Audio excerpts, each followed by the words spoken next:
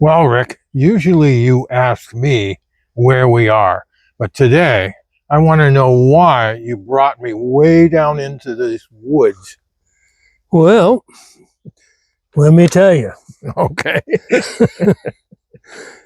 we are in the woods, not very far from where I live. That I know. And right up here is what used to be the old stagecoach road that went from here from Freedom and went all the way to Conway, New Hampshire. Did that go through Madison? I did go through parts of Madison, Silver Lake, over Silver in Lake, that area, Yep. up by Rockhouse Mountain. Over in Eaton, in that area. It's possible to get there. I did it years ago. I don't know how grown in it would be today. You can go quite far here, all the way to Madison. But why we're here is this is where the town of Shawtown used to be. There's a campground nearby, and that's part of that is where the town was. But the town really did go from this area all the way up to Madison. And it was kind of a suburb of Freedom in the day? I think probably that's a good way to put it. It was, I think, sort of a separate town in those days, known for making barrel staves. That was pre-Civil War.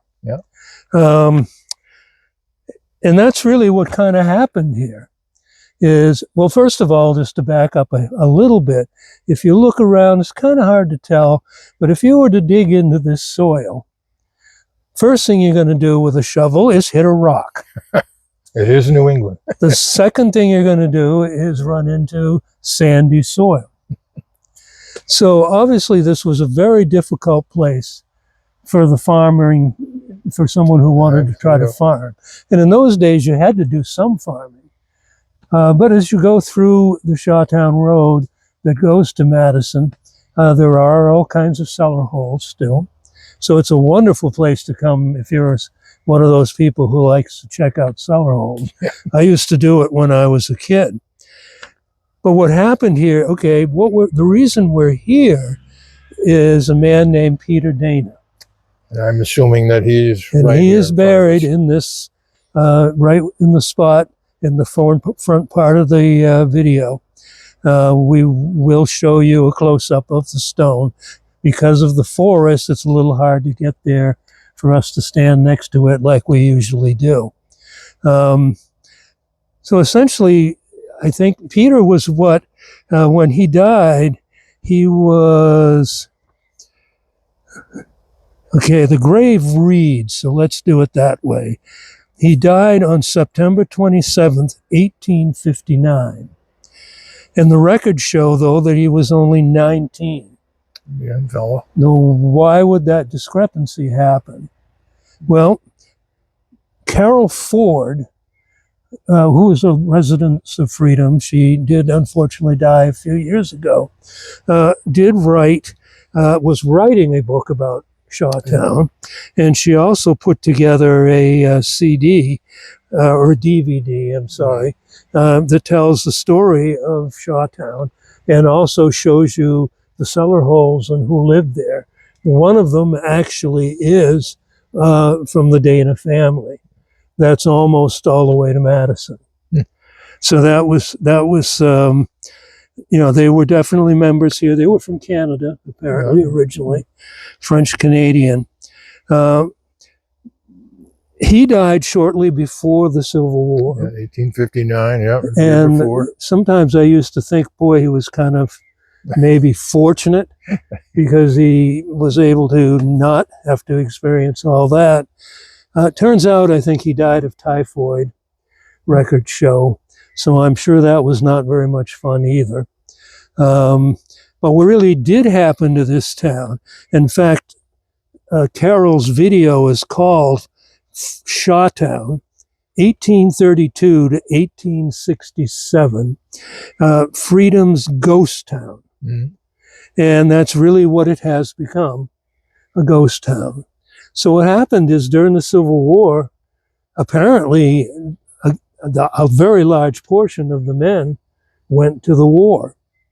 And the unfortunate part is that he didn't come back. and or they didn't come back, or many of them did, and those that did were wounded, sick, whatever, and they weren't able to carry on.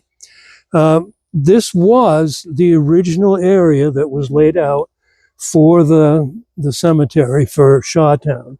A little bit strange in a way, but if you look, there is a river down there, or a stream, but this is quite high in comparison, although when you see the video I took, there's another hill here, but this is fairly flat in here. So they probably could have put a number of graves. Right. Yes. And we don't know for sure how many people are buried here outside of Peter. There is another rock right in front of Peter, which I have shown in another video. I'm not sure if it's showing up here, which Carol believed was a marker for someone else. But what is interesting is that the first person to be buried here was a Sarah Shaw. That was 1853. She was the wife of Noah Shaw, and they were the original settlers in this area, in what we now call Shawtown. That was rather tragic, apparently. She was quite young. Actually, well, she was not terribly old. No, that's correct. Actually, also Peter's 18-year-old sister yes. Died at 18. Apparently had just recently been married. And she died of smallpox.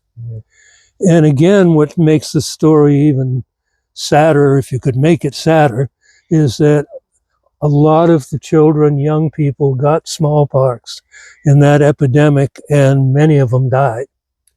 So, you know, you kind of sit here and you wonder, wow, how did the women who were left behind? How did they make it when all of their husbands were away? Away, and their children are dying of smallpox. I mean, life definitely, we've seen that. Almost a lot of our historical videos goes back and shows, you know, going all the way back to the 1600s up to, you know, this time period of the 1800s, how really difficult and dangerous life was in those days. And so you know, basically what happened after the war, the people who were left over, I think in those days too, they actually used to take the houses down, take the lumber with them, and save the timber, save the timber, and go and rebuild in another place. I mean, this was the frontier at one point at that time. So Sarah Shaw was buried here. Ultimately, so was her husband. And he was, I don't have his date right now, but he was buried here too, Noah was. Again, we have not been able to find any real information as to why this happened.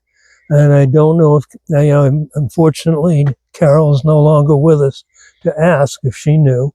But the graves were apparently moved to the Parson Cemetery, which is on what we call now 153. 153, yeah. And almost right to the bridge that takes you over to Effingham. And we will show you a video of that as well. So basically, we have sort of a sad story here. From a fairly young age, when I found out about this, I have bushwhacked through the woods. There is no path to this. No question about that. A lot more blowdowns here since the last time. A lot more blowdowns since the last time. We've had some pretty serious storms. And to come down and visit with Peter Dana, I hope that those for those years of his life until he got typhoid were good ones. And again, I think we shall wish him that he rests in peace. And if there's other people buried here, we wish them the same. Certainly. And Shawtown's a wonderful town, even today. Even today, yes, not quite as bustling as it was. No. I believe that it was a large enough town that it had its own schoolhouse. Oh, it had a couple, more than one. Oh. There's one way down what we call the campground road down there, Yeah. and part of the old stagecoach road. It's up on a hill. There was one just further down a little ways. Carol had marked that one. Mm. Unfortunately, the marker's gone now. But she had gone through, and in her video, she shows you where those schools were. Now, this so-called ghost towns, it's not uncommon in New No. Hampshire. In Ossipee, and we tried to visit, Yeah. we got washed out. But up by Polly's Crossing in Ossipee is another town Yep. that was just as prosperous. And again, it was devastated by smallpox and the Civil War, and all that remains there is a cemetery. Unfortunately, we may never get there. Well, It was washed out 2 times that we tried. both times we went, we couldn't get through. I mean, I have to go back and buy a Jeep, I guess. Yeah. Been a while since I had one of those. But all right, let's go take a look at the Parsons Cemetery, so we can at least see where the Shaws, the original Shaws, are buried. Yeah, absolutely. And yes, rest in peace. Rest in peace. Well, I do know where we are now, Rick. You do. Yes. Well, surprisingly, we both do. Yes, this is in our hometown of Freedom, New Yes, Hampshire. yes, it is. Yeah, we've said this is not far from Effingham, and basically where we're standing is the marker for the Shaws who founded Shawtown. On the front here, it does say Noah and Sarah Shaw, who were the founders of Shawtown.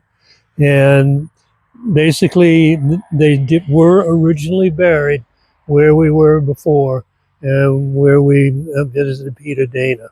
Now, you notice something here, too. Yes, on the other side, and of course you can tell the 2 flags here for the veterans, and those are Grand Army of the Republic flag holders here. And 2 of the Shaw boys were veterans, and they did survive the war. Yeah. Judging obviously by the tombstone marking, is that they did survive the war. They died after. Later, yeah. And they ended up being buried here. But one of them seems to have been a member of the famous Fighting 5th Infantry Regiment of New Hampshire. Yeah, interesting. Did not know that. Yep.